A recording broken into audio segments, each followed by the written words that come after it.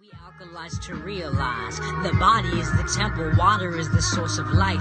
We breathe in life and then we synthesize. This liquid sun will free your glands and begin to decalcify. Peer through your third eye, see through the lies and give your body what it's missing. We dehydrated, and that's the human condition. But when you clean the body and believe the body, you set yourself up to receive the body. See, it's a sharp knife, that's the water of life. It's like a sword cutting parasites down the sides. It takes a certain kind of faith to know that you're divine. And if it comes from urethra, then it's alkaline. We serve in truth, and it don't matter how weird it really gets. It's the linchpin ascended masters to initiates. We alkalize to realize. Open your mind and find you had it inside this whole damn time. We alkalize to realize. Open your mind and find you had it inside this whole damn time.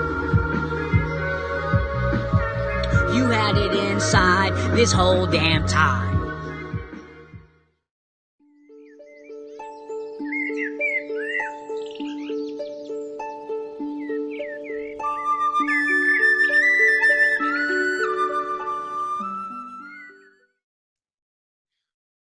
All right. So peace and love, family. We have a very interesting character here.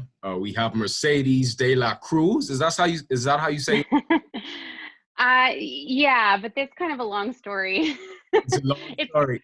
Yeah, it's not even actually my name. Okay, all right. I'll take it. So we have a very interesting character here. She's an actor as well in many different TV shows, a few movies. And Mercedes, you also went on, looking at your story, you went on a lot of retreats. You went on a Breatharian process. This is, it's a lot that we can cover, of course. So just interested, just give us, your background on what made you get into this journey? How did you start? Okay, well, wow. That's an interesting question. First of all, yes, Mercedes is my real name. My first name is Mercedes. It's just De La Cruz is a stage name that I'm using, and yeah, and it's not even a really great depiction of me either. But I found myself sort of trapped. My actual last name that I was born with is Gendron, and it's a French name. However, my mom was married when she was 18 and divorced at 22 to a guy named Glenn Gendron. And so she kept that name. When I was born, she gave me that name, even though she had nothing to do with that guy anymore. So no one else in my family has the name. I had my father adopted me, my daddy. His last name is O'Hara. And I never really thought like I was an O'Hara. So I never went by O'Hara. But my full name is Mercedes Cassandra Gendron-O'Hara. Super long name. And the last name actually had nothing to do with my heritage or my background or anything like that. And so in film, actually, and this is one of the things, like you said, that I do, I'm an actress. I was working on this TV show and the director said, your last name's not really serving you. No one can remember it. And what is it? He said, if your last name was like Mendez, you'd work all the time. And it is a better description of the way that I look. Like I'm not Irish, right? Which is the dad that adopted me. And I'm not Gendron either. So I wanted to come up with a name that would be suitable for me. Now, De La Cruz is of the cross. And that has a lot to do with my journey. That's why it's sort of linking together the question that you had in the beginning. And it was sort of like to find my own God. And so of the cross is not like, a Catholic idea, but thank you. I'm just getting some tea. No problem. Yeah, it's not, I'm not religious in going to church. However, it's a very spiritual journey for me, and that's finding the God within. So actually my partner helped me come up with the name. And then I started using it for my stage name. And then I just started using it all the time. However, I don't really know my background. I'm not, I hate to say like, oh, I'm Hispanic or I'm French or I'm this, because I'm not. I'm like such a crazy mix. So it doesn't actually give the best representation of me. However, for casting, if they look at that last name, they'll be like, okay, we kind of understand. Right. She sort of looks like this, right? So anyway, that's the story on that. But my journey, it started, gosh, I struggled really for many, many years with drugs and alcohol, and I was definitely suppressing something. You know, there was a way that I was feeling that I didn't want to feel. And at first it was just like, okay, I'm from Alberta, and Alberta is in Canada, for anybody who doesn't know. And it's a prairie region, and there's not a lot to do. A lot of people are, you know, partying, drinking. It's like what, a small town? Well, it's the capital of Alberta is Edmonton, where I'm from, but there's not like ski hills there, or, you know, beautiful beaches or anything like that. People sit around and drink a lot. And it's cold. Wow. In the winter, it's cold. Yeah, so it's a lot of house parties and things like that. It wasn't a place where I grew up spending a lot of time in nature. Let's just say that.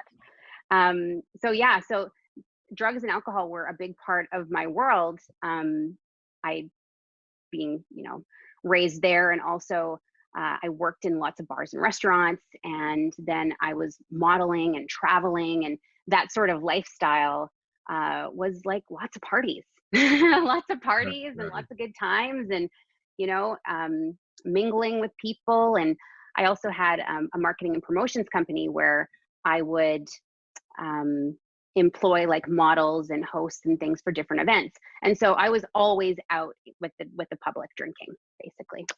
And I didn't really think it was a big problem until it was a big problem. So you were like a functional alcoholic? Yeah, absolutely. I had lots of like really awesome businesses. I had a home decor and painting company that did really well. I had my marketing promotions company. I worked for Aldo Shoes for lots of years, lots of bars and restaurants, and I was doing okay, but I wasn't happy, you know, like I wasn't excited to get out of bed in the morning and do really anything. And so a very close friend of mine, who actually he's a photographer. He'd been taking my photos since I was 17, and he likes to be sort of a little life coach for me. So he's like, okay, Mercedes, like, what's it going to take for you to be happy? And I'm like, well, I don't know. I think I need to be acting. And so he's like, all right, well, you need to move, because there's not a whole lot of acting happening in Edmonton. Nothing there. So no, I was doing like music videos and like small commercials and things like that, but there wasn't a lot going on. And so he's like, you got to move to Vancouver, either that or Toronto. So Vancouver and Toronto are both the top places in Canada that you would live if you want to act. Vancouver's, in my opinion, way more beautiful and way closer to Edmonton, which is where I'm from. And it's right on the West Coast. So it's like, gosh, you have your beaches, and you have also ski hills. And there's part of the year where you can actually be skiing on the glacier and then go and lay on the beach in the same day. Like Nature. It's wild. Yeah. Okay. So it's so beautiful here. So I decided to come. I closed the doors of my company, gave away and sold everything I owned, and I came down in what I could fit in my Volvo. And I thought making the move was going to be it, right? I'm like, yeah, this is it. I'm going to make the move, and then I'm going to be happy. And so I did. I made the move, and it was super humbling. A lot of really cool things happened. Like my responsibility level went like this, right? I had these companies, and now all of a sudden it's just me. I came down with my dog, and I had a partner at the time that ended up coming down later on, but he worked on the rigs. So he was back and forth all the time. So I was alone a lot of the time. Oh. And I went, yeah, which was fine. It was interesting because I got to learn the city and kind of make my way. And so when I got to Vancouver, I was used to having like a 3,000 square foot home, and I moved into like a 300 square foot basement suite, illegal basement suite. It was funny. It was so tiny. Like the kitchen, which wasn't even a kitchen, it was just a doorway, had a toaster oven, a microwave, a sink, a mini bar fridge. And like, I could just touch them all like this. Like they were just so, and I mean, I was used to like dinner parties and stuff. Wow. So anyway, I did come down and change my lifestyle quite a bit, right? I had all these things, and I thought from the outside, people looking at my life in Edmonton, they probably thought I was doing great. You know, I had all the nice designer handbags, and I had a beautiful home, and I had, you know, great company and lots of friends, but I was miserable. Right. So you were well put together, but there's no substance. Yep. Exactly. I had to put on this facade. There is this idea in my mind that I have to look good. As long as I look good, then I'm okay. Right. And I spent a lot of my life being that way, where I would even just put on a smile. People will tell you, or you just can tell by talking to me, like I'm a energetic, enthusiastic person. And I put that on regardless of how I felt. So coming to Vancouver was cool, because now all of a sudden it was very humbling. I didn't have all those things, and it was just me and my dog mostly in this very tiny apartment. And so then I was like, okay, maybe this is it. However, I was still feeling like something was missing. And I was still drinking, and I was still doing drugs. So oh, you got it right to yeah. So that's the thing. You can move, but you always follow yourself. So right. You can't run away from self. Right. Nope. Yeah. So some time went on, and I started getting established in Vancouver, and I got myself an agent, and I started doing background work, and and then it started moving along, and I started getting roles, and then I was with that same partner that came down with me, and I thought, maybe it's the relationship. So I decided to get rid of the relationship. Met this other guy, moved downtown into this nice big condo, and thought that would be it. However, we were both drinking and doing drugs. So it wasn't getting any better. Mm-hmm. Not until this relationship going really sour did I realize that it wasn't the things outside of me that needed to change. It was in here. And the relationship went awfully. And it wasn't just a relationship, but the way I felt about myself, right? And looking back at it now, I can see, like, I felt like I had very little love for me. There was a point near the end of that relationship where I'd be getting up in the morning and starting with a shot of vodka, right? And starting my day with a drink. Wow. Yeah. So at that point, I stopped acting, and I wanted to quit drinking for so long. And it was funny, because I would ask my friends in my circle, do you think I have a problem? And of course they're going to say no, because they're my circle. So they're doing the same thing. If they say I have a problem, then they have to admit they have one too. That's true. Yeah. You didn't have someone to really open up to around that time, then? It was just kind of, so you were also lonely, where you had these internal feelings, but I guess, you didn't have anyone to mirror to you. Well, I had lots of mirrors. I had like my partner, who I thought had the big problem, right? Oh, I didn't think it was me. But when I brought it up to him, or to anybody else in my circle, they're like, no, you're fine. But I knew I wasn't fine. No. So something had to give. I got to a point where I was so unhappy, and I had such crazy anxiety. I was self-medicating, and let's say I was partying, then I would maybe have some Ativan so that I could feel okay after the anxiety. And like, it was a wild ride. And I got to a place where I wanted to die. I thought either I would die of misery because the pain, the suffering was so much, or I would just kill myself, one of the two. It was just like over the top. And so I thought, okay, well, something's got to give. And I remember my mom came to town, and I was like, there's got to be a better way. Like I'm miserable, and I need to, like, I know that I'm meant for greater things. And my mom was like, you just have to be happy with the things that you have. Your life is fine. And she's she's right. I did have to be happy with the things that I have, but I needed to make a change too. So anyways, I got down on bended knee and I prayed, and I actually walked myself to St. Paul's Hospital thinking I better go there because I might actually kill myself tonight. And on my way there, I stopped by a friend's place, and this was like 4 a.m. I called my mom too. Poor thing, my God, getting this call from me, like talking about wanting to die at 4 a.m. Wow.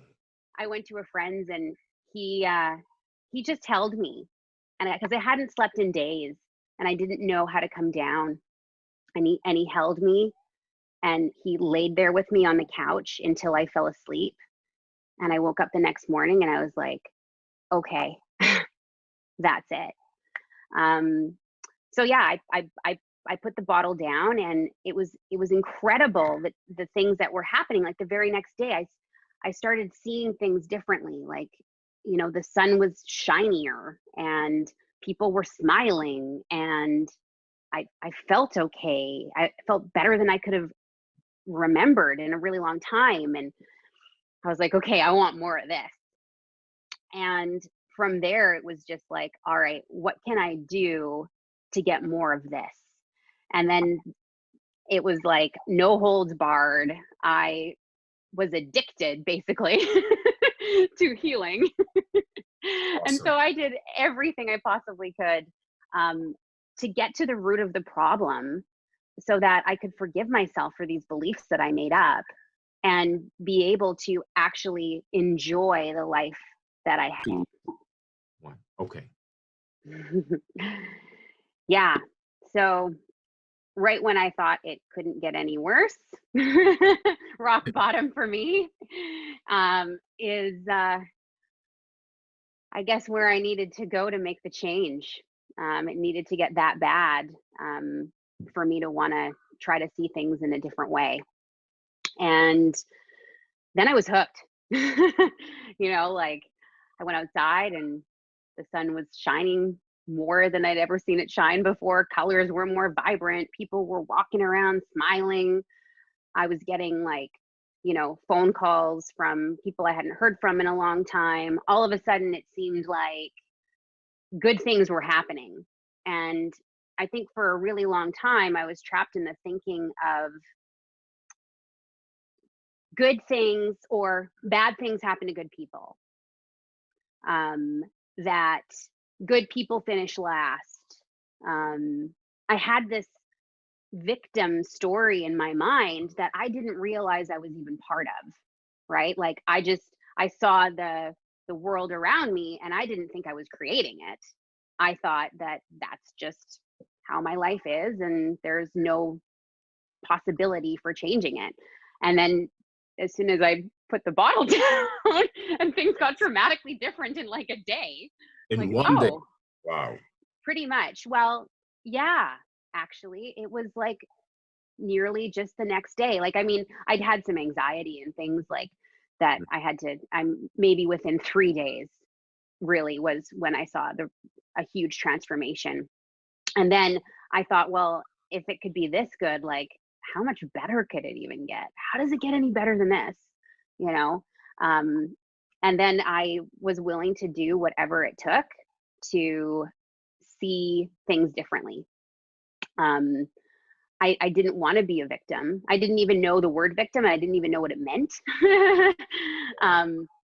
But I wanted to now myself start creating something beautiful. So I was hooked. I went from being addicted to drugs and alcohol to being addicted to healing. What led you? So how did you, when you got into like the metaphysics, right? The esoteric side, like what brought you to that? Was it a book? Was it a person, a video, or like, what was the initial spark going deeper into the healing of the subconscious? You know, like what was your spark, Mercedes? I would have to say the book, A Course in Miracles. Do you know anything about it? Okay, I've heard about that book. Okay, so A Course in Miracles is a book that was written through automatic writing. And actually, the woman that wrote it, she was a professor of psychology at this university. And her partner, not love partner, but partner at work, they were having problems within their faculty. And it was getting to a point that was so bad that her partner, Jerry, no, sorry, not Jerry. I'm forgetting the name right now. It doesn't matter. He screamed out or did say in this cab ride home one night, like, there's got to be a better way, which is the same sort of thing that I said. There's got to be a better way. Okay. And right away, this woman started hearing voices in her head, and the voices were saying, "This is A Course in Miracles, take notes." And at first she was freaked out, right? She's a professor of psychology, so this sounds a lot like schizophrenia. And she didn't want to tell anybody. And it kept happening. She kept hearing it. So, Bill was his name that said that, Bill Thetford. Anyway, so she kept hearing these voices and eventually called Bill and was like, "Look, this is the deal. I keep hearing these voices. This is A Course in Miracles, take notes. What do you think I should do?" And he goes, "Well, have you ever thought of maybe taking notes?" So she did. So she went home and she started writing, and it was not her words. It was nothing that she'd ever heard before. She was like an atheist, and these were the words of Jesus, apparently. And it was talking about the very first phrase in A Course in Miracles, and I'm going to butcher it because I can't remember it exactly, but nothing unreal exists.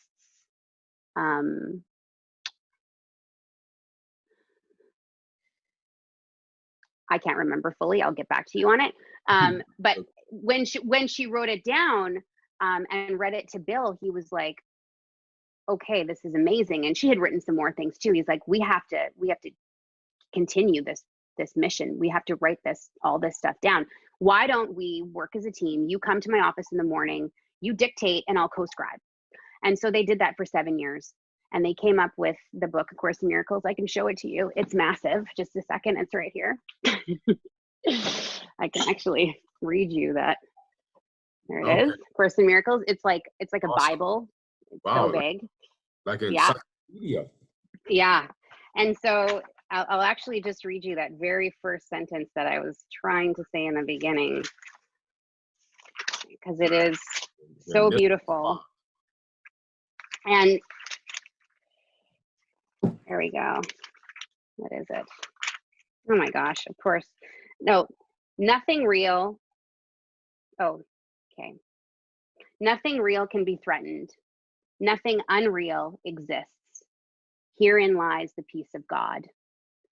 And so basically what it's saying here is that love is everything, and love can't be threatened. It's always there. The only thing that gets in the way of it is my ideas and my beliefs, basically. Your self-limiting beliefs. Absolutely. And so this book, like I said, they took 7 years to do it. There's a text part of the book, and then there's lessons. There's 365 lessons, one per day. And then the remainder part of the book is called the Manual for Teachers. And within the lessons, it's all about changing your perspective. And so the very first lesson will say something around the lines of, "This chair doesn't mean anything." And it's funny because as human beings, we want to agree or disagree, right? Reason. And the whole idea of doing the lessons is to not try to understand it, to not disagree with it, to not agree with it, just to be an allowance of it being a possibility. And so it says that this chair doesn't mean anything. It's supposed to just, okay, maybe that's true. The next lesson the next day is I only ever see the past. Okay, we want to maybe disagree. What do you mean? I'm in the present moment right now. I don't believe this. Nope, just leave it aside. And the next one is, gosh, I can't remember all of them in order, but I'm never upset for the reason I think. Right. And, you know, all of these things. What's that?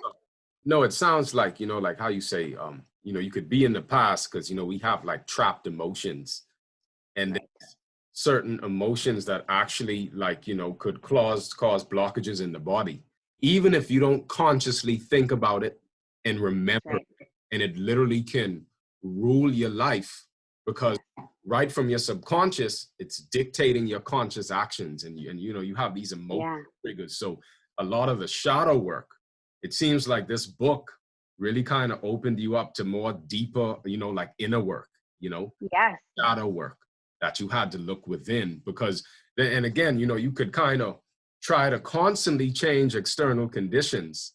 It's almost like, you know, like a child has a pacifier. We tend to pacify ourselves in all these different things, substances. Bingo. You know, even a relationship, a person could be a drug, you know. And yeah, absolutely. You know, when you start to really, really see like, wow, like I'm fucked up, you know, like I gotta really go inside. And, you know, Mercedes, I looked at your website, and you brought up a pretty interesting breathing exercise called holotropic breath work. Yeah. Right. And, you know, I know that psychotherapists use that. And when you did that, because you know how you're talking about, you know, the emotions and stuff inside, what was your experience? Like, what resurfaced to you? You know, was there any memories that you had to reface? You know, maybe early years, you know, your parents. So did that have a lot to do with what you were going through, you know, as you got older? Just Absolutely. In the Course in Miracles, what it has you do is each day you're reading the lessons, and what happens is your consciousness starts shifting, starts broadening, and it's like awareness, how it changes, right?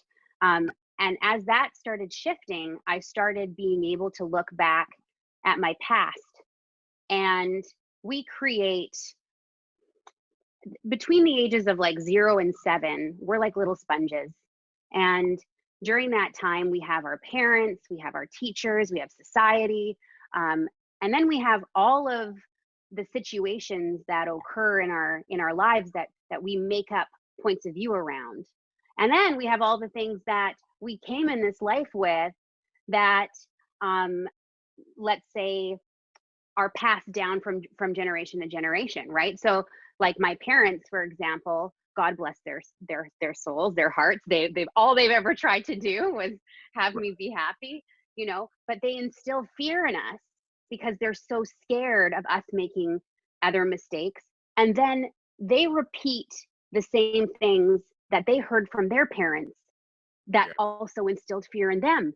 So all of a sudden we're getting like some grandparents' information from like decades and decades and decades before that's not even relevant anymore. And all of a sudden it's one of my points of view, which, just like you say, I don't realize I'm even acting from. I take it as a belief. The belief is so deep that I don't even realize that there's any other way of looking at it. And so, yeah, I mean, when I was doing the holotropic breathing, and as well as like ayahuasca ceremonies are very similar, in a sense where it brings whatever your subconscious is allowing you to look at this time up to the forefront. And so, well, you know, I've always had really nice, easy holotropic breathing sessions where, yes, I have had insights. And one of my favorite ones is the cosmic joke. And what that looks like is, I've had it in many times, even not taking any substances nowadays, like even just through meditation. But I realized and the laughing, I just doesn't stop because I realize there's like nothing serious going on here. and and like, and I have nothing to fear. And like, I'm just doing it to myself. And it's like, all of the suffering and everything that I've put on myself is lifted. And I had that experience for the first time in a holotropic breathing session. And I laughed and laughed and laughed for probably like a half an hour straight. My stomach hurt so badly. I was staying at this spiritual retreat center in Costa Rica that's based around A Course in Miracles, the book I was telling you about. Oh, awesome. Yeah, I went and I stayed there a few times actually, and volunteered there, which was really awesome. And it was in Costa Rica, which is really awesome. But we were supposed to have dinner and everyone was sitting around, and we were supposed to have it was a silent day. So the days that we did breathing, we weren't talking. And I was just laughing the entire time. Myself in the corner. Everyone's trying to eat. And you know, from the outside it would have looked like I was stoned or something, but I was just high on life, you know?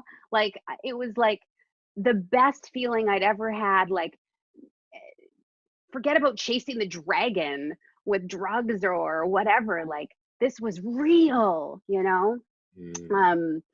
So yeah, I mean, that was a very awesome experience I had with holotropic breathing. And ayahuasca, it's a love-hate relationship.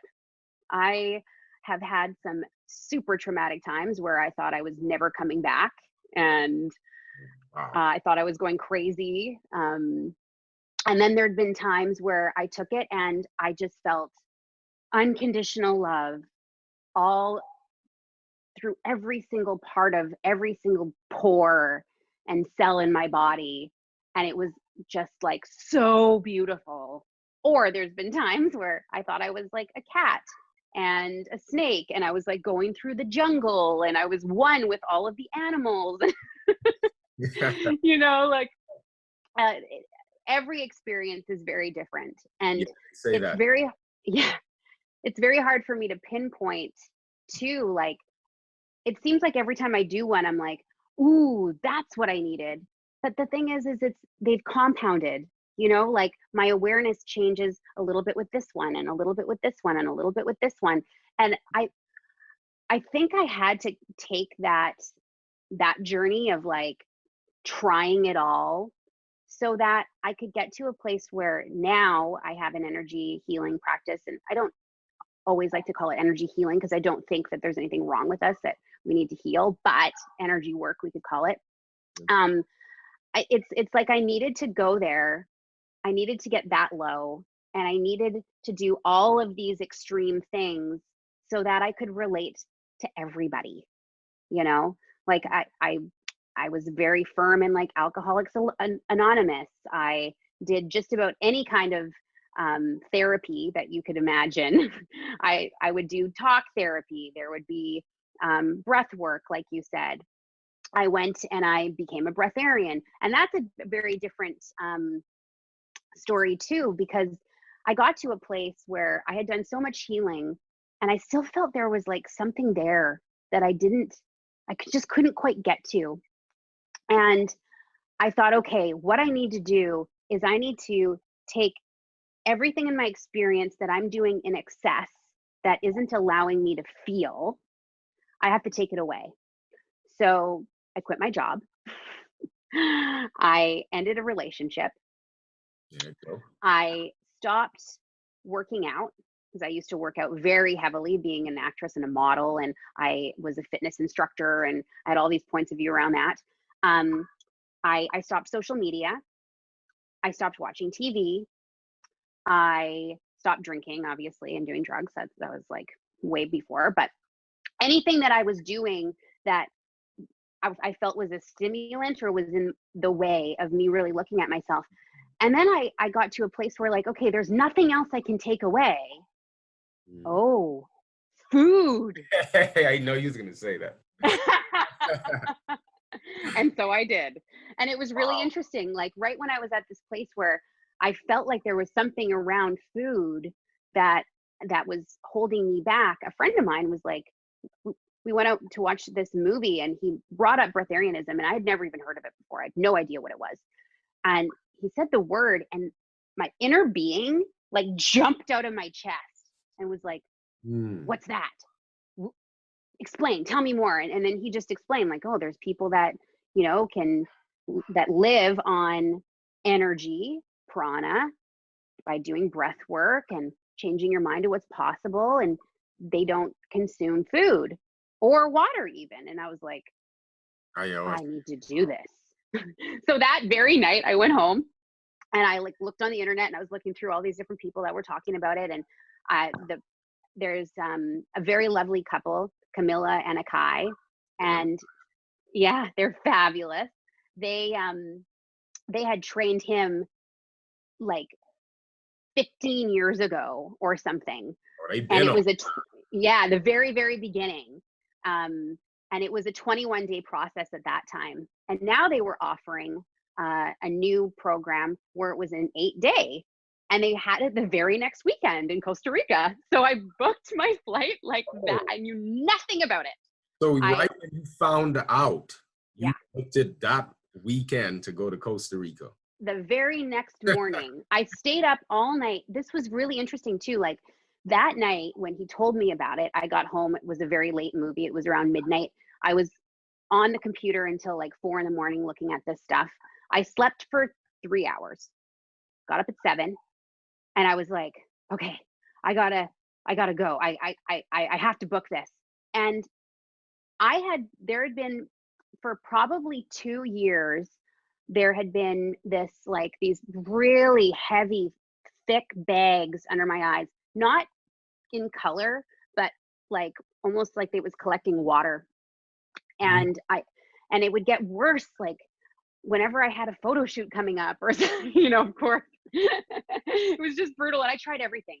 I tried creams. I tried Botox in there. I tried like drinking water, not drinking water, sleeping, sitting up, sleeping late. Like, I mean, I tried everything I possibly could, and I couldn't do anything about these eyes. Well, that morning after sleeping 3 hours, I wake up, I go into the bathroom, 7 a.m, and the bags are gone.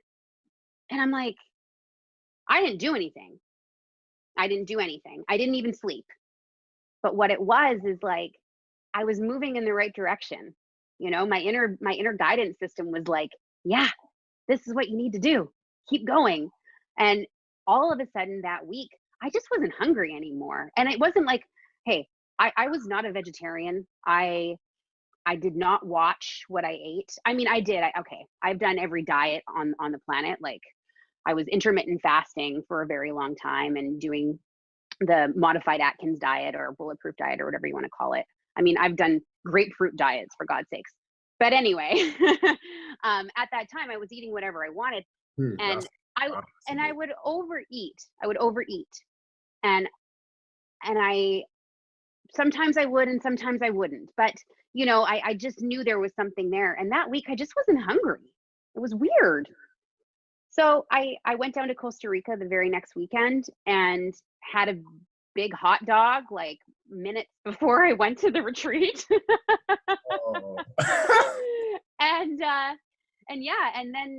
they took us through this 8-day process where the very first day we had some fruit, and then the next day we did some juicing, and then for 3 days we did no food or water, and then we went back to juicing.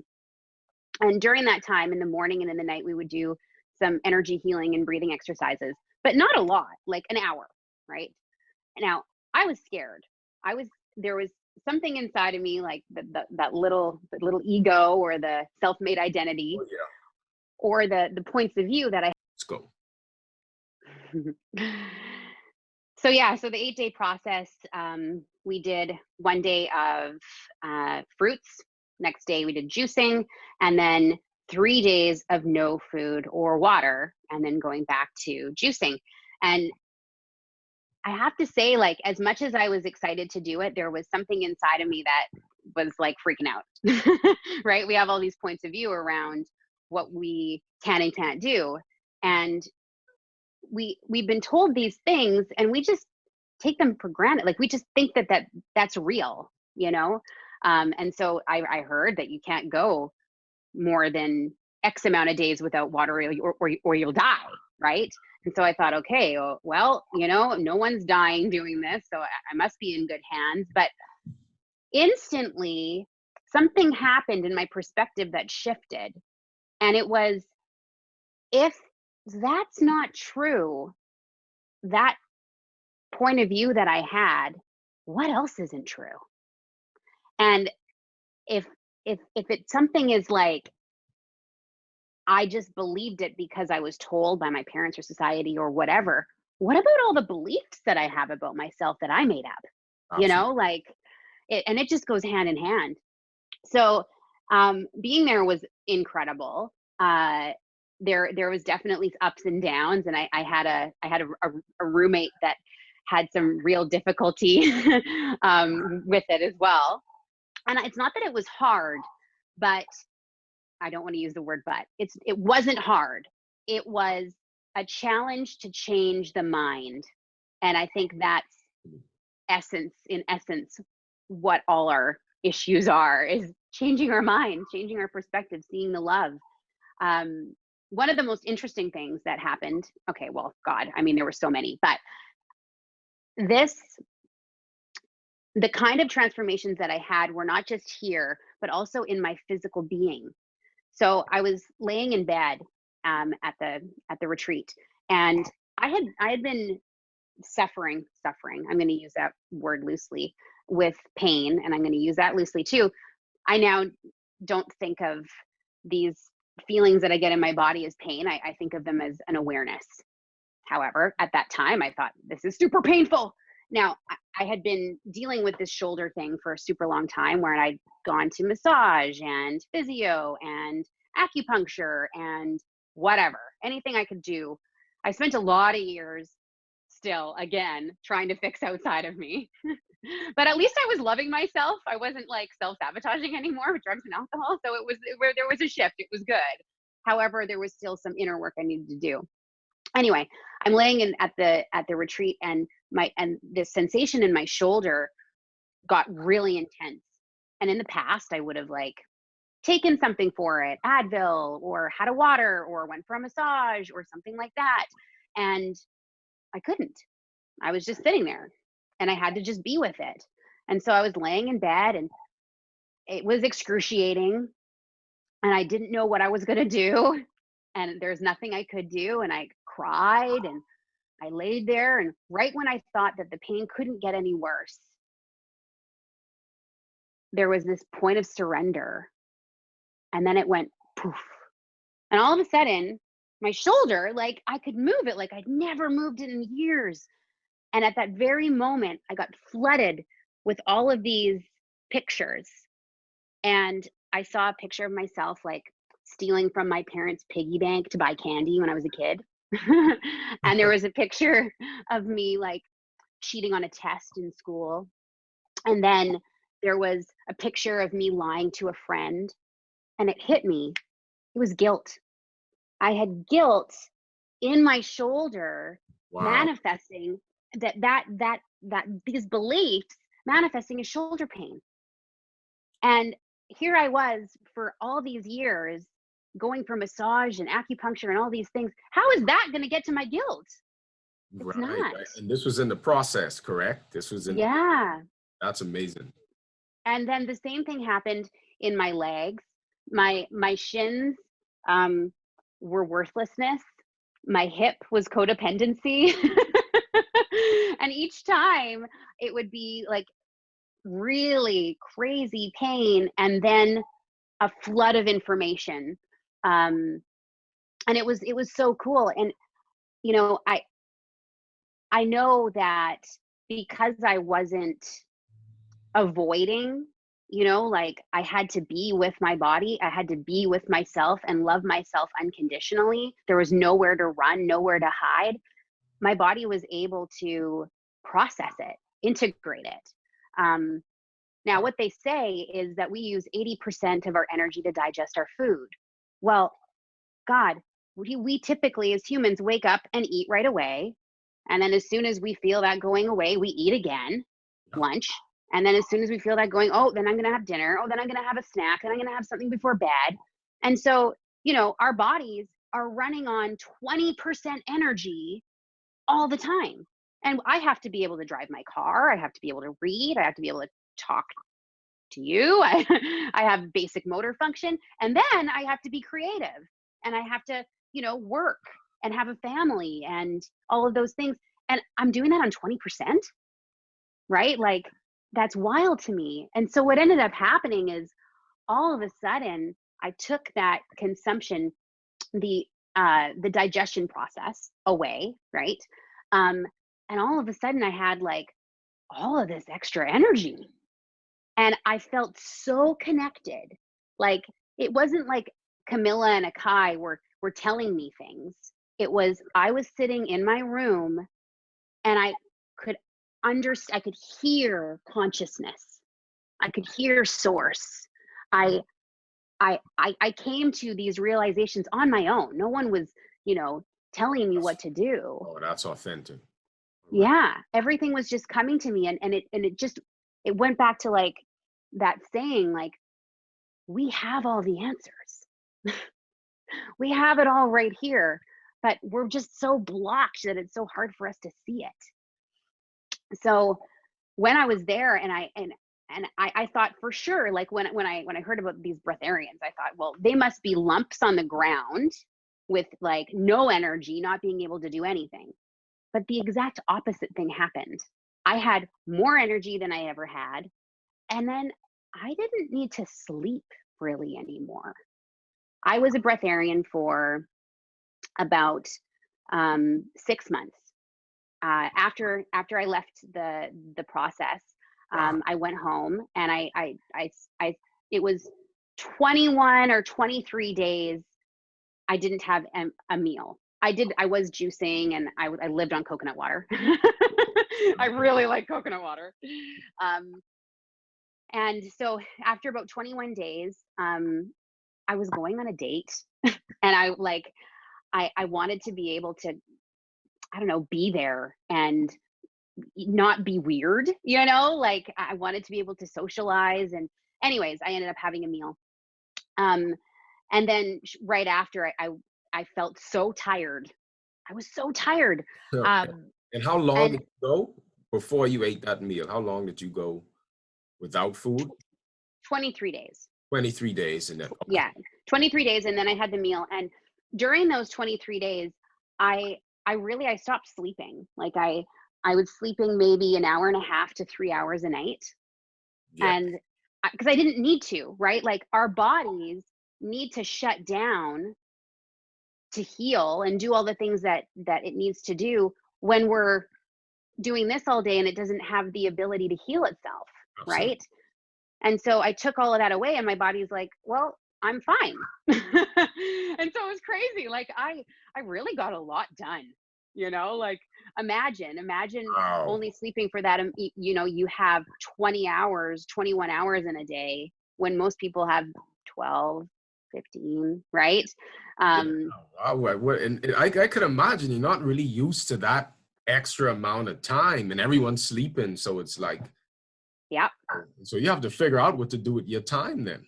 Yeah, I got really creative. I reorganized my house I don't know how many times. I worked on my business.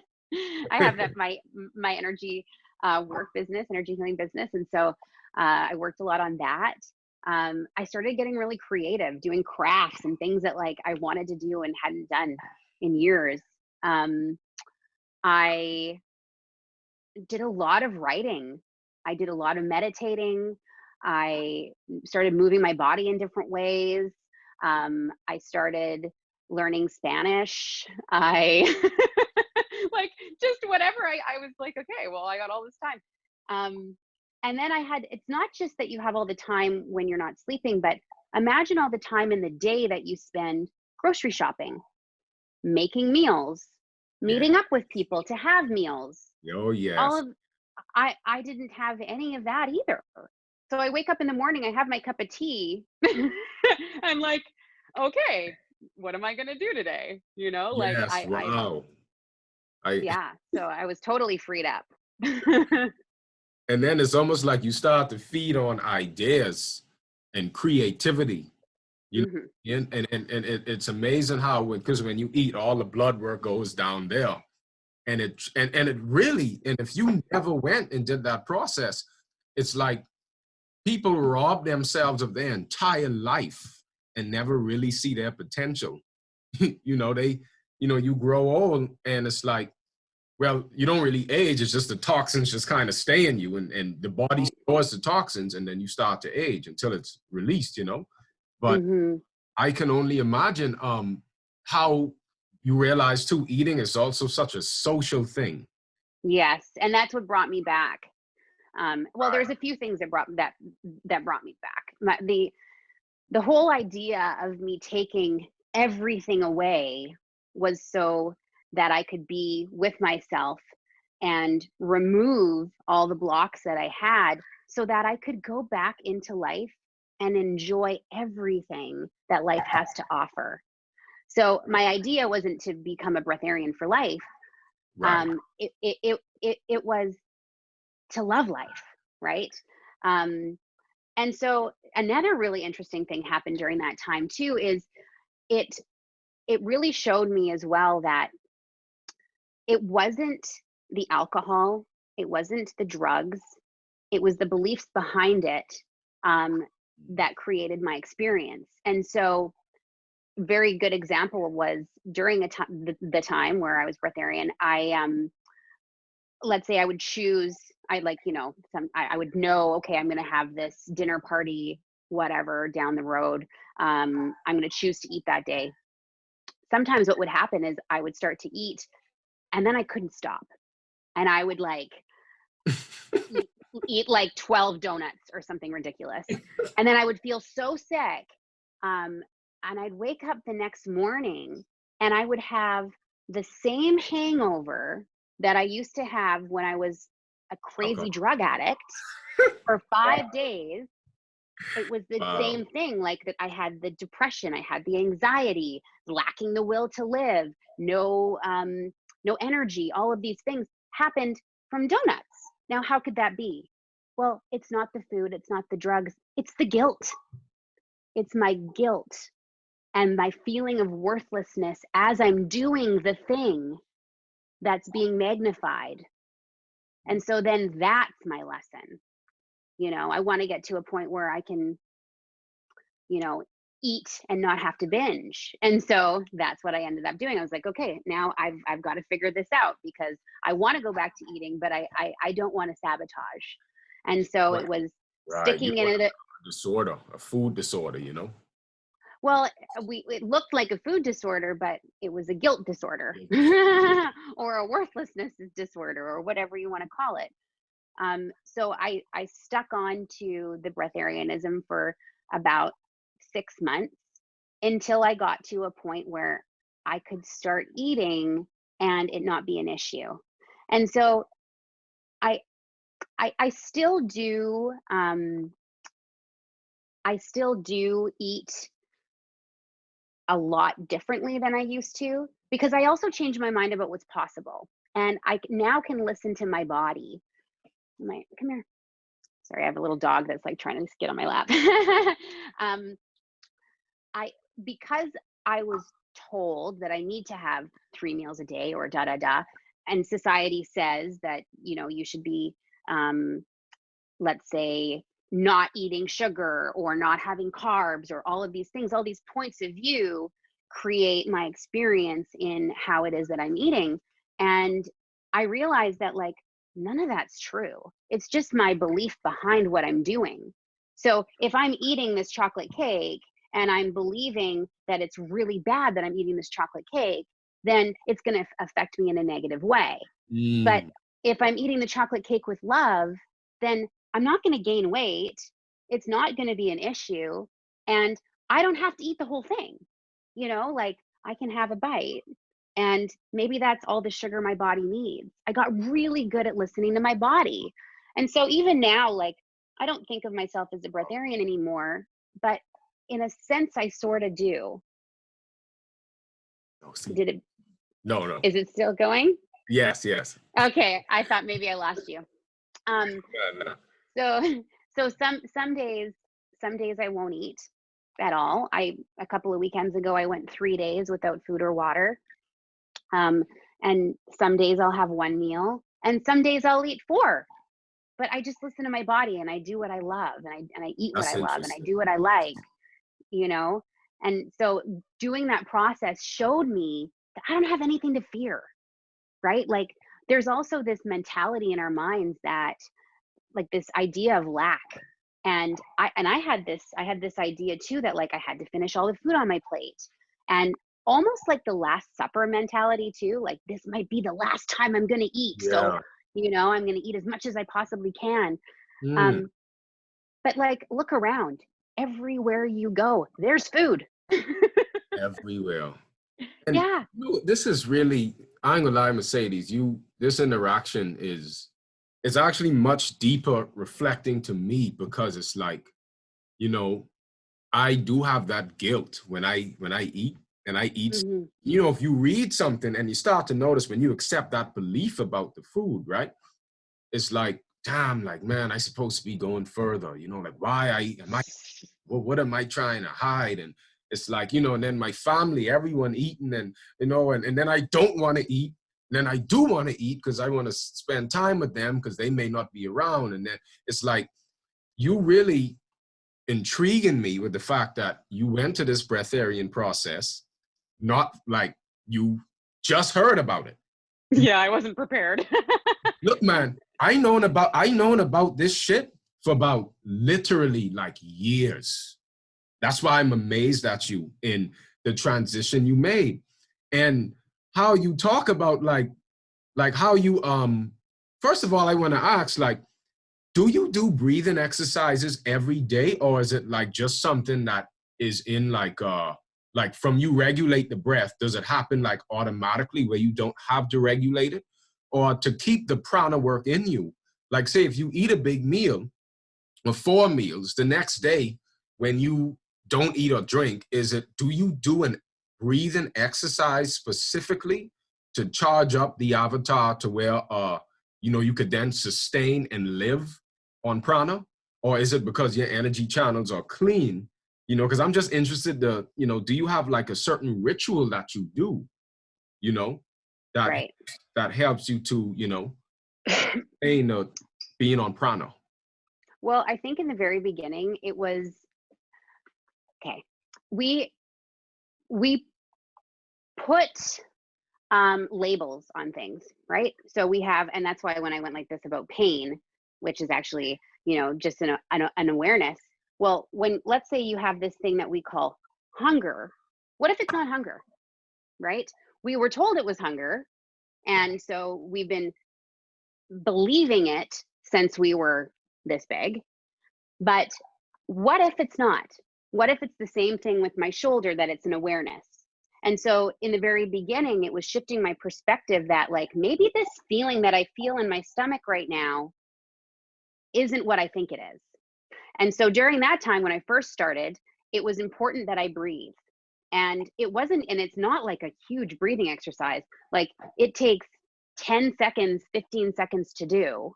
And what would happen is when I would do it, it would help integrate whatever the feeling was in my abdomen or wherever I had it, and it would go away.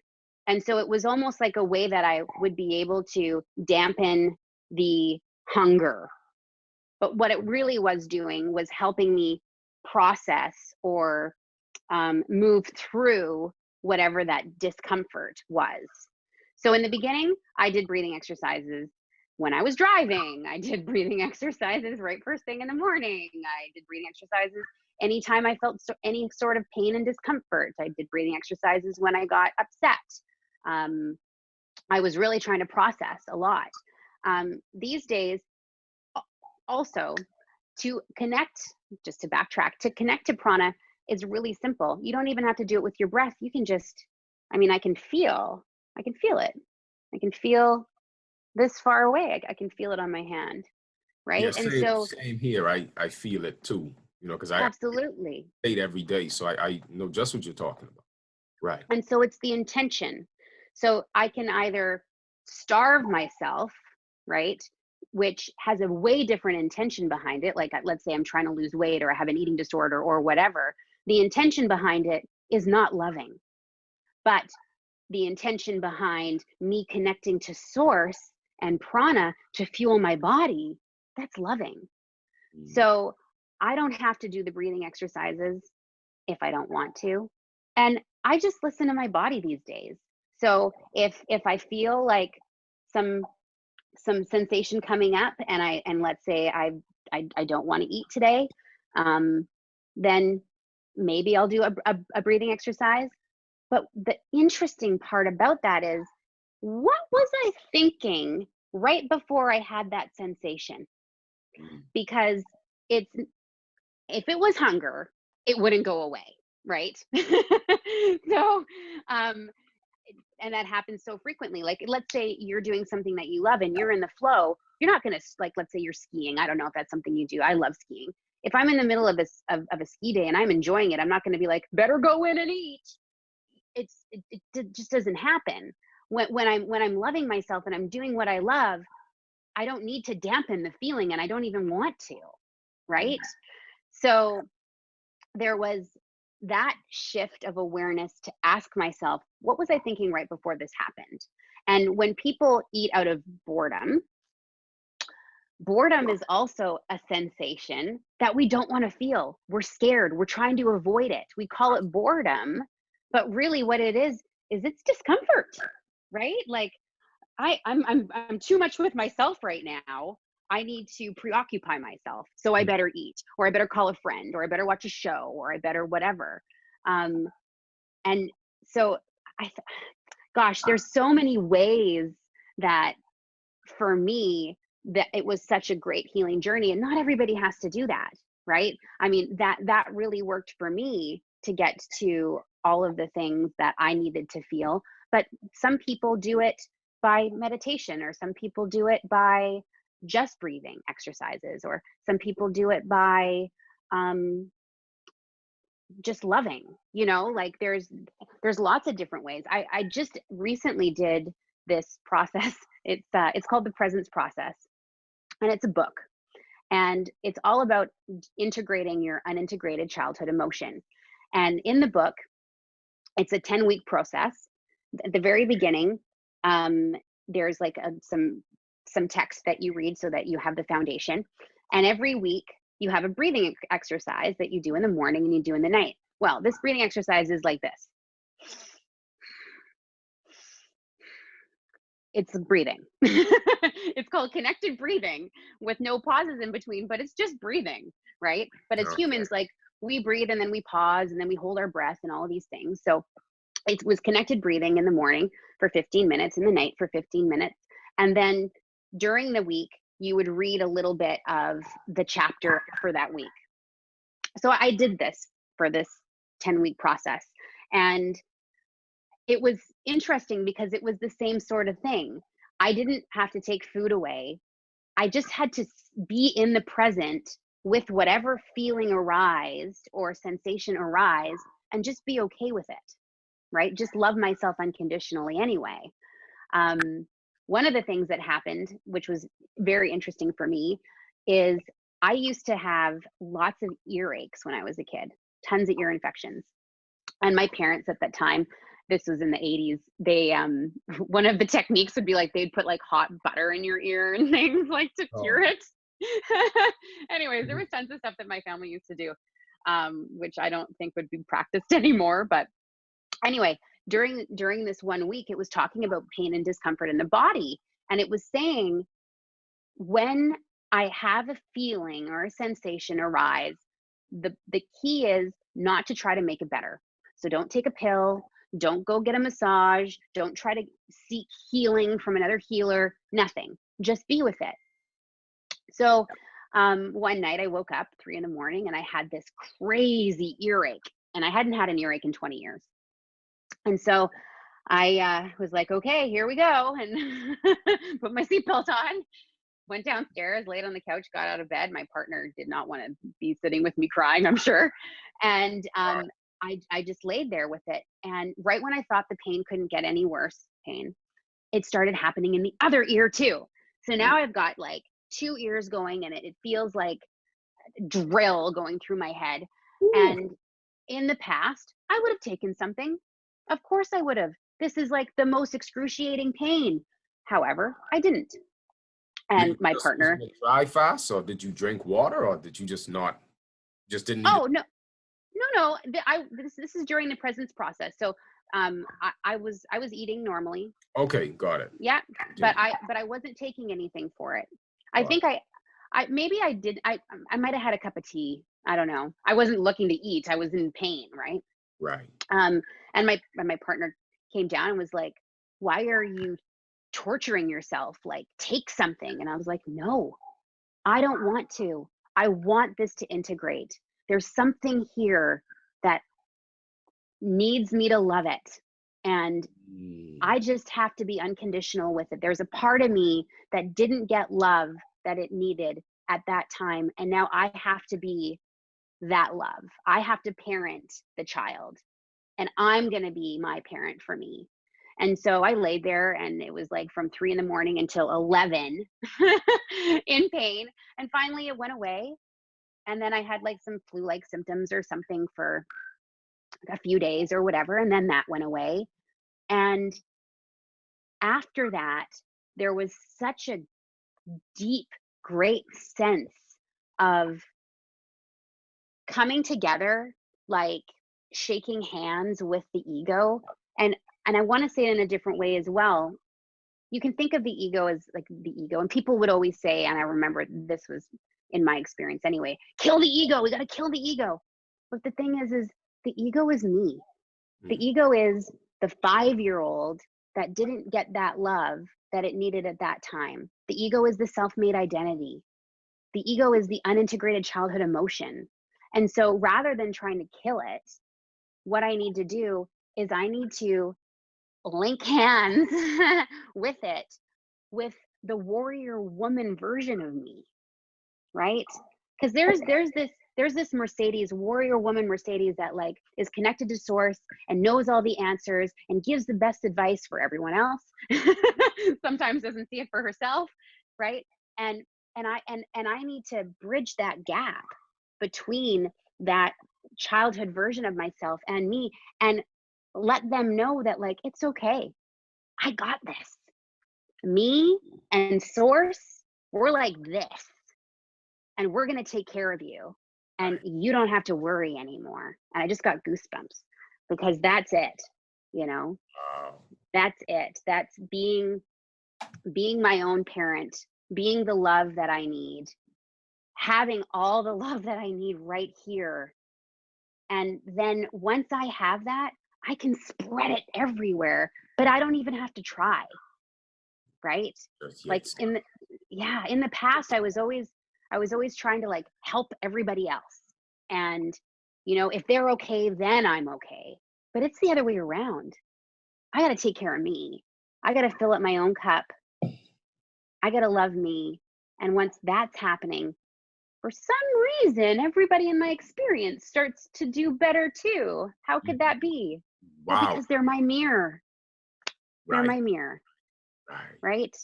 And so what I'm believing here, I'm going to witness in my experience. And as I don't have to do anything out there. That's just rearranging the furniture. Change it here, my experience changes. And that's been my experience. Like I'm so happy. I didn't know this kind of life was possible. I want to get it was this close. I love the wordplay you use. I love how you say integrate. Mm-hmm. That's an interesting way you use. Instead of the minute pain comes, we seek an oil, we seek a herb, we seek something to just, I don't want to deal with that. Yeah. You allow it. Yes. And what you did was you integrated it. Yes. Especially connecting the source, having that pranic energy. I just could imagine how you realize that the art of doing and thinking, that's actually what blocks out these Bingo. So it's already an automatic process going on within you to be healed. And it's like when we decide, when we think we know, that's the problem. We think that we try to use our thoughts, try to use a method because we heard, oh, someone else it worked well on someone else, or it eased the pain. And we take these applications and we think that, okay, well, this is going to give me that instant thing that I want, when, like you said, it's not a pain, it's an awareness. Yeah. That changes it up, because the wordplay too even gives that negative power. It's almost like you bring that demonic power onto you yourself from your own projection. And it's like when you change the wordplay, or bring the love aspect in it, the frequency of connect, love to it. Don't try to change it. I like how you said, don't try to change it. And I saying this because I talking to myself. Yeah, absolutely. We always are. But as you integrate. So even in this one-on-one that people will be watching, I just want you to know that you actually helped me to heal. Like, you actually inspiring me to do something that's really been in me for quite some time. Oh, wonderful. I feel like Mercedes, and I'm not, this ain't just show, I honestly feel like I've been sedating myself with certain things, you know? Yeah. And I guess you could say running away. Yeah. It feels like you okay, but there's a calling in me. And from hearing you say these things, it's like, I feel like this is what I was thinking before, like, me and you got in on this one-on-one. No, I honestly feel like it, because when I meditate, you say, hey, look at the pup. When I meditate and I feel the prana energy, like when I could breathe lightly, I feel it pulsating in my hand, I feel it pulsating on my face, on my body. I feel that unconditional love, you know, I feel it. And I realize, wow, it's love that nourishes me. Is that love? Everything else was a belief, almost like a middleman. I created this middleman in between me and that energy. Right. You know, it don't have to be Jesus. It could just be an apple. It could be, but it could be anything. And when you get into that space, you realize, wow, abundance that's the natural world. The limitations and all of the negative, or the small what I identify myself with as the self-limiting beliefs. Yeah. It's just these thoughts and these emotions that just was weighing down on me, just weighing down. And, you know, I just now, just the word you said with integration, just allow. And I say this to people, don't get me wrong, I say this, but I need to really bring it deeper and deeper into my own life.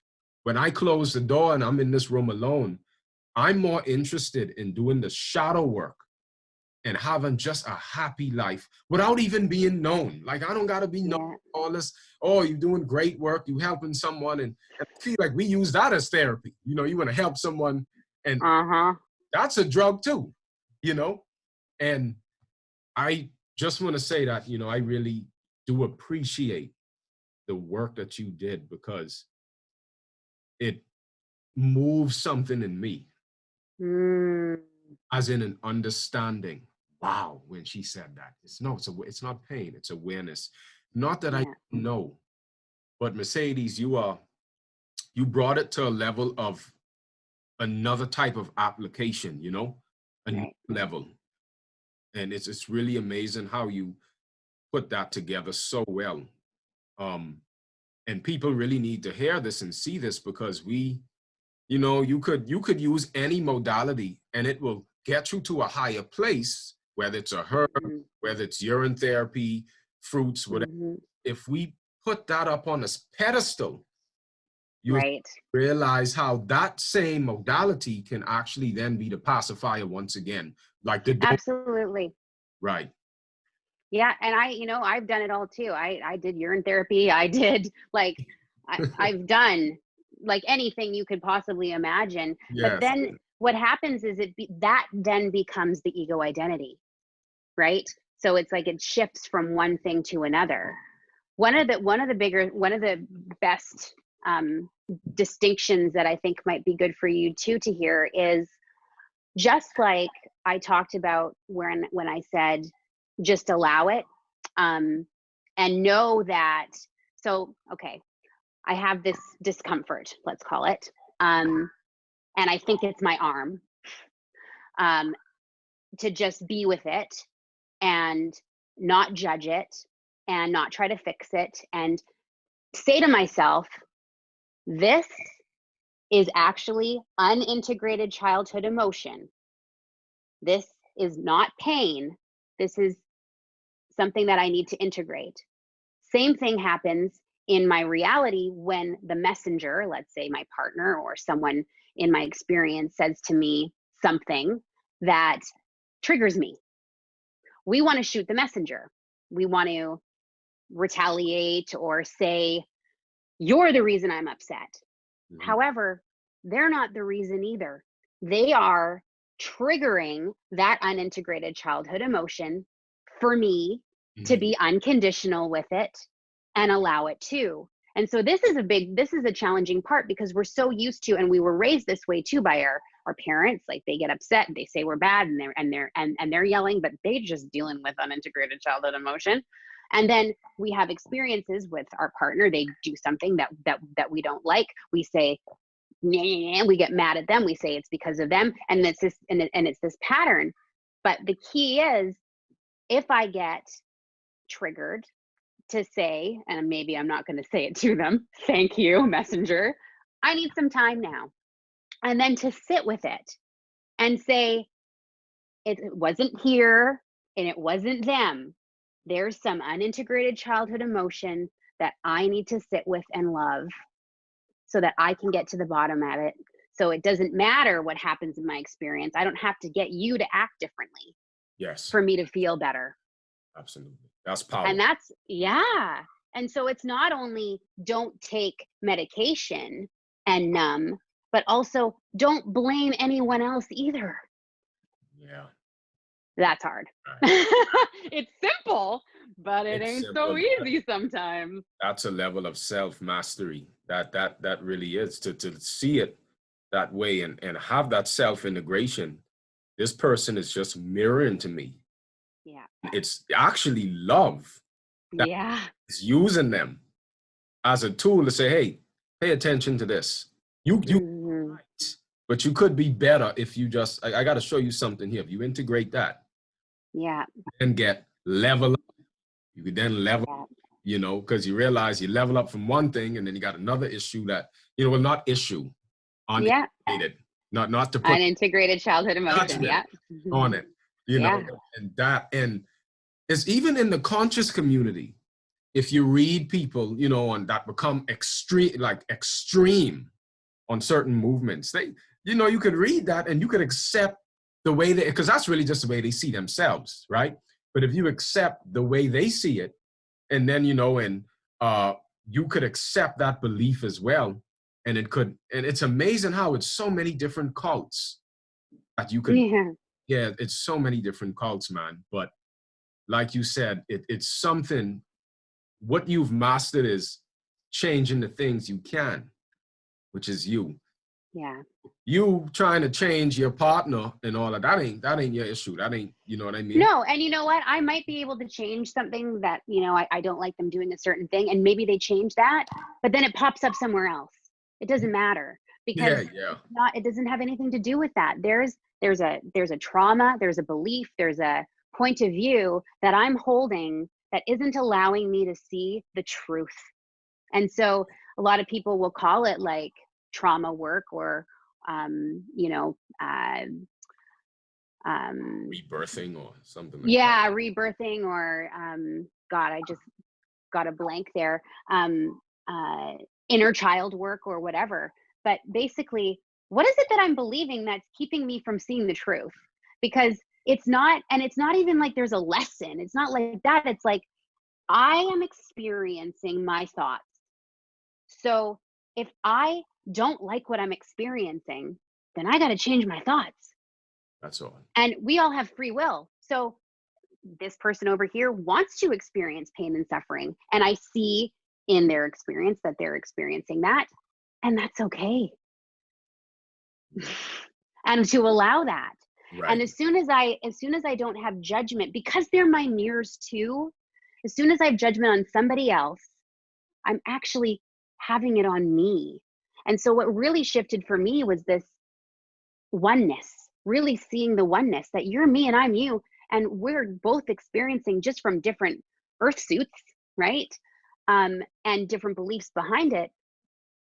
Or maybe we're all thinking the same thing. Maybe there's this universal consciousness that is thinking worthlessness, okay? But let's say I demonstrate worthlessness by crying.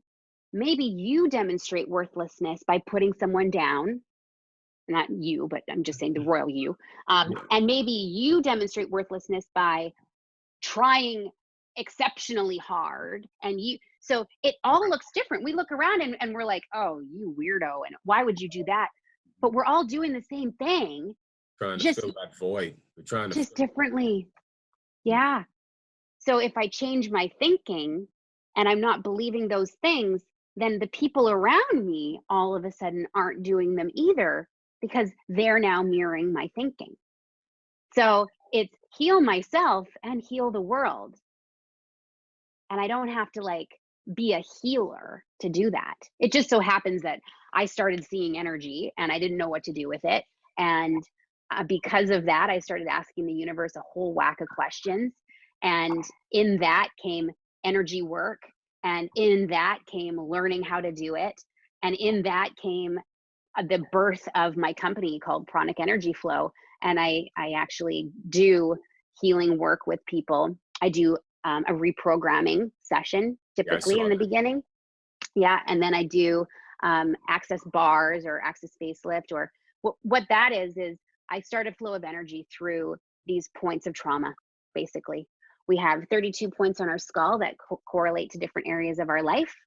And I started through a flow of energy through those points, and it dissipates them, kind of like deleting your hard drive. Right.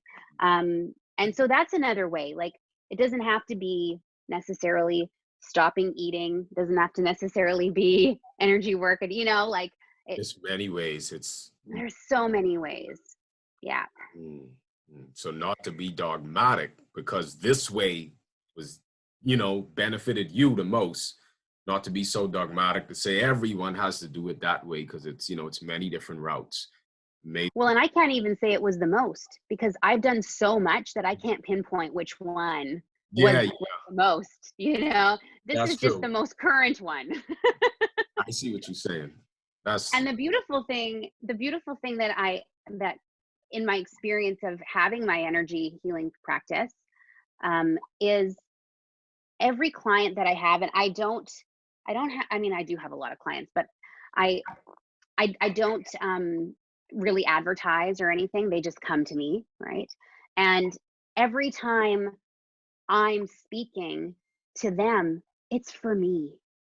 Every single time. Every single time, yeah. Yeah, like to the dot. So it's no judgment. It's perfect. They are coming to me for my healing. It's like the other way around, but we're both getting it.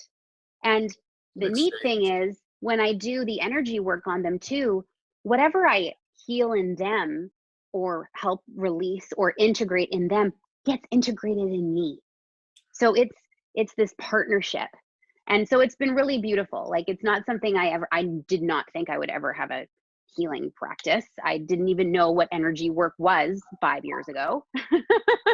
So, this has all been like quite a whirlwind. I just thought I was coming to Vancouver to be an actor. I know. That's amazing, ain't it? Wow.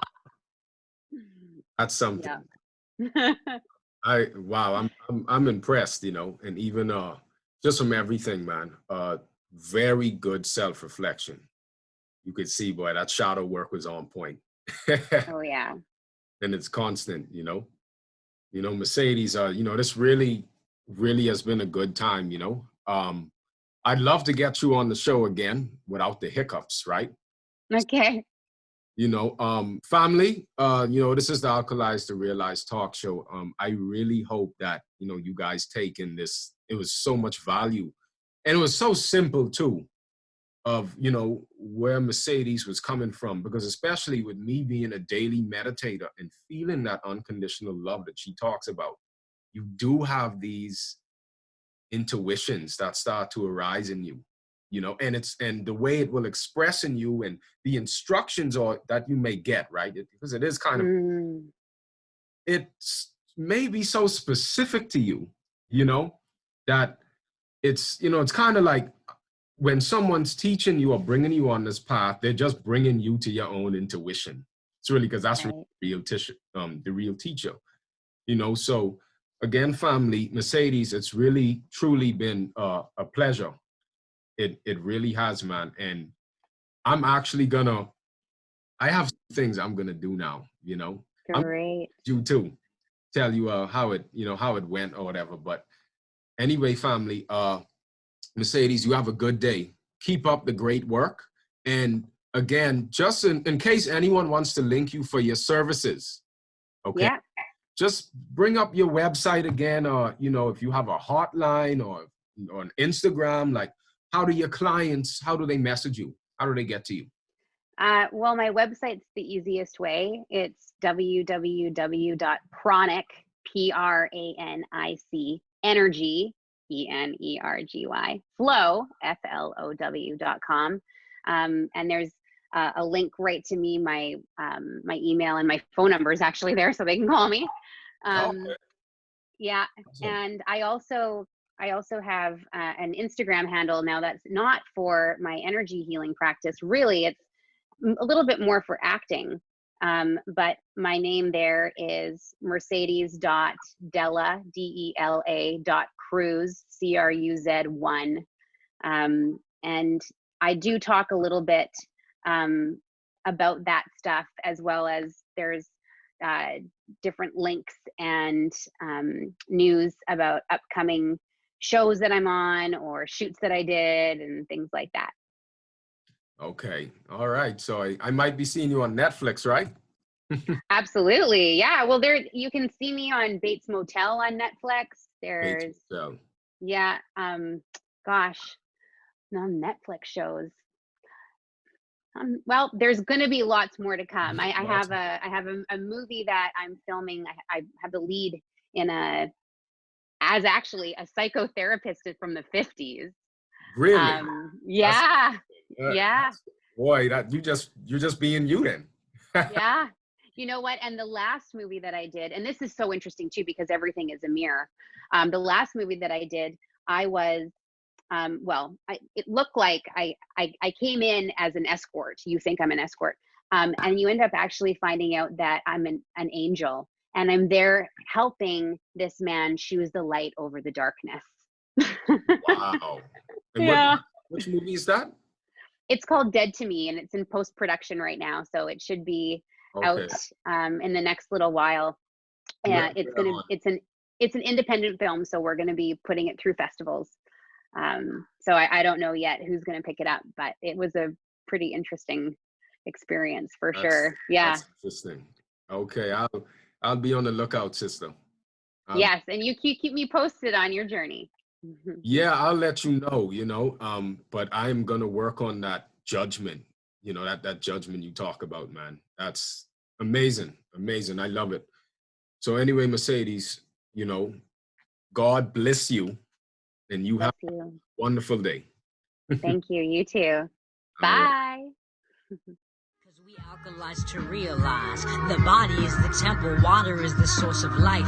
We breathe in life and then we synthesize. This liquid sun will free your glands and begin to decalcify. Peer through your third eye, see through the lies and give your body what it's missing. We dehydrated, and that's the human condition. But when you clean the body and believe the body, you set yourself up to receive the body. See, it's a sharp knife, that's the water of life. It's like a sword cutting parasites lights down the signs. It takes a certain kind of faith to know that you're divine. And if it comes from urethra, then it's alkaline. We serving truth, and it don't matter how weird it really gets. It's the linchpin ascended masters to initiates. We alkalize to realize. Open your mind and find you had it inside this whole damn time. We alkalize to realize. Open your mind and find you had it inside this whole damn time. You had it inside this whole damn time.